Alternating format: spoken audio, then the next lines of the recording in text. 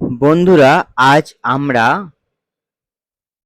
Class 10 life সায়েন্সের জীবজগতের নিয়ন্ত্রণ ও সমন্বয় এই চ্যাপ্টারে 5 মার্কস একটা সাজেশন ভিডিও নিয়ে শুধু কোশ্চেনের ভিডিও নিয়ে আমরা চলে এসেছি। তো তোমরা কেউ স্কিপ করবে না। আমি আজ এই চ্যাপ্টারের 5 মার্কসের জন্য যে কটা কোশ্চেন ইম্পর্টেন্ট সব কটা কোশ্চেন আজকে তোমাদের ভিতরে বিস্তারিত আলোচনা করবো। প্রত্যেক কটা কোশ্চেন যদি তোমরা ভালোভাবে রেডি করতে পারো, আমি আশা করি যে তোমাদের আর কোনো রকম কিছু অসুবিধা হবে না। তো চলো শুরু করা যাক আজকের ভিডিও। আজকের ভিডিওয় প্রথম কোশ্চেন, উদ্ভিদের যে কোনো দু ধরনের টপিক চলন উদাহরণ সহ আলোচনা করো, অথবা উদ্ভিদের ফটোটপিক চলন পরীক্ষা সহ আলোচনা করো। আচ্ছা, একটা জিনিস বারবার বলে রাখি, এই যে অথবা দিয়ে যে কোশ্চেনগুলো, এই কোশ্চেনগুলো তোমরা দেখে রাখবে। পরীক্ষায় এরকম হতে পারে, ধরো এই কোশ্চেনটা দিল, তুমি এই কোশ্চেনটা পড়ে সে তার অ্যান্সারটা জানো, এই কোশ্চেনটা পড়ুনি কিন্তু তার অ্যান্সার জানো, কিন্তু তুমি লিখতে পারবে না।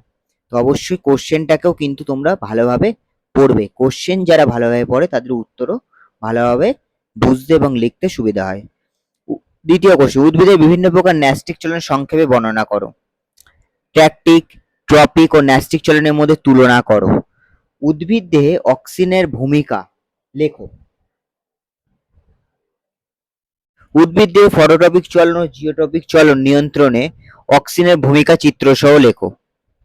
জিববেরেলিন হরমোন কিভাবে বীজের অঙ্কুরোদ্গম ঘটায় ও উদ্ভিদের দৈর্ঘ্য বৃদ্ধি করে। সাইটোকাইনেনের উৎসগুলি লেখো। উদ্ভিদ দেহে সাইটোকাইনেনের ভূমিকা লেখো। কৃষিকার্যে সংশ্লেষিত হরমোনের দুটি ভূমিকা উল্লেখ করো। প্রাণী হরমোনের বৈশিষ্ট্যগুলি উল্লেখ করো। 10 নম্বর কোশ্চেন, ফিডব্যাক নিয়ন্ত্রণ বলতে কি বোঝো? একটি শব্দচিত্রের উদাহরণের সাহায্যে ফিডব্যাক নিয়ন্ত্রণ বুঝিয়ে দাও।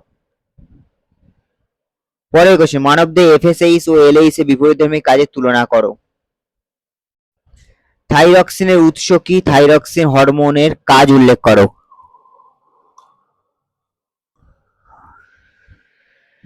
বা ক্যালোরিজেনিক হরমোনটির কাজ লেখো।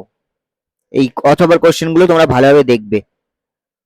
ইনসুলিন ও গ্লুকাগন হরমোনের কাজের তুলনা করো। পরের কোশ্চেন, অ্যাড্রেনালিন হরমোনের আপৎকালীন পরিস্থিতি মোকাবিলায় কি ভূমিকা পালন করে? Adrenaline hormone. ডায়াবেটিস ইনসিপিডাস ও ডায়াবেটিস মেলিটাসের পার্থক্য কি? উভয় রোগের দুটি করে উপসর্গ লেখো। হরমোন ও উৎসেচকের পার্থক্যগুলি লেখো। মানব কেন্দ্রীয় স্নায়ুতন্ত্রের বিভিন্ন অংশের বিবরণ দাও। মানব মস্তিষ্কের বিভিন্ন অংশ ছকের সাহায্যে দেখাও। মানব মস্তিষ্কের যে কোনো 5টি অংশের নাম, অবস্থান ও মানবদেহের গুরুত্বপূর্ণ ভূমিকাগুলি লেখো। প্রাত্যহিক জীবনে প্রতিবর্ত ক্রিয়ার গুরুত্ব কি? উদাহরণের সাহায্যে দেখাও। মানব মস্তিষ্কের বিভিন্ন অংশ ছকের সাহায্যে দেখাও। প্রাত্যহিক জীবনে প্রতিবর্ত ক্রিয়ার গুরুত্ব কি? উদাহরণের সাহায্যে বোঝাও। মানব চোখের চিহ্নিত চিত্র অঙ্কন করো। মানব চোখের মায়োপিয়া বা নিকটবর্তী দৃষ্টি সম্পর্কে চিত্রসহ ব্যাখ্যা দাও। কাছের ও দূরের বস্তু দেখার সময় চোখের উপযোজন কিভাবে হয়? গমনের সংজ্ঞা ও উদ্দেশ্যগুলি লেখো। অ্যামিবার গমনের সংক্ষিপ্ত বর্ণনা দাও। সিলিয়া ও ফ্ল্যাজেলার মধ্যে তুলনা করো। চিত্রসহ মাছের গমন পদ্ধতি লেখো। মানুষের গমনে কঙ্কাল পেশির ভূমিকা লেখো। গমন চলনের উপর নির্ভরশীল, ব্যাখ্যা দাও। চলন ও গমনের পার্থক্য লেখো। এই 30খানা কোশ্চেন যদি তোমরা ভালোভাবে পড়তে পারো, আমি মনে করি জীবজগতের নিয়ন্ত্রণের সমান এই চ্যাপ্টার থেকে আসা 5 মার্কসের কোনো কোশ্চেন নিয়ে তোমাদের কোনো রকম কিছু সমস্যার সম্মুখীন হতে হবে না। তবে একটা জিনিস অবশ্যই খেয়াল রাখবে, যদি তোমরা এর ভিতর থেকে একটা কোশ্চেন স্কিপ করে যাও তার কিন্তু দায়ভার আমরা নেব না। তোমরা যদি এই 30খানা কোশ্চেন ভালোভাবে পড়তে পারো, ভালোভাবে রেডি করতে পারো এবং সঙ্গে লিখে প্র্যাকটিস করবে। লেখা অবশ্যই প্র্যাকটিস করবে, কারণ শুধু মুখে বলে মনে রেখে হয় না। যত লিখবে তত মনে থাকবে, তত ভালো মনে থাকবে। তাই কোশ্চেনগুলো ভালো করে পড়ো, ভালো করে রেডি করো এবং খাতায় লেখো। প্রত্যেকদিন দুটো করে কোশ্চেন রেডি করো, দেখো আস্তে আস্তে সব হয়ে যাবে।